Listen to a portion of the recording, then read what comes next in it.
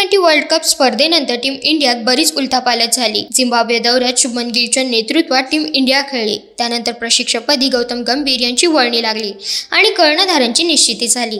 या T20 संघाची धुरा सूर्यकुमार यादव तर वनडे कसोटी संघाची धुरा रोहित शर्माकडे आली। तर T20 आणि वनडे संघाचा उपकर्णधार म्हणून शुभमन गिलची निवड करण्यात आली। आता प्रश्न असा आहे की रोहित शर्माने वनडे आणि कसोटीतून निवृत्ती घेतली तर कर्णधार पद कोणाकडे सोपवलं जाईल? या प्रश्नाचं उत्तर टीम इंडियाचा माजी क्षेत्ररक्षण कोच आर श्रीधर यांनी दिलं आहे। श्रीधर यांनी केलेल्या दाव्यानुसार टीम इंडियाचा पुढचा कर्णधार शुभमन गिल होईल। रोहित शर्माने निवृत्ती घेतल्यानंतर शुभमन गिलकडे वनडे आणि कसोटी संघाची धुरा सोपवली जाईल।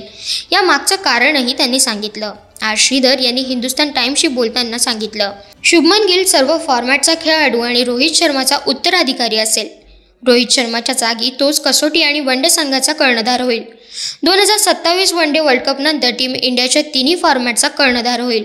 श्रीधर यांच्या म्हणण्यात काही अंशी तथ्य देखील जाणवत आहे, कारण टीम इंडियाने शुभमन गिलला उत्तराधिकारी घोषित केलेलं दिसत आहे। कारण गिलला श्रीलंका दौऱ्यापूर्वी वनडे आणि T20 संघात उपकर्णधारपद सोपवलं गेलं।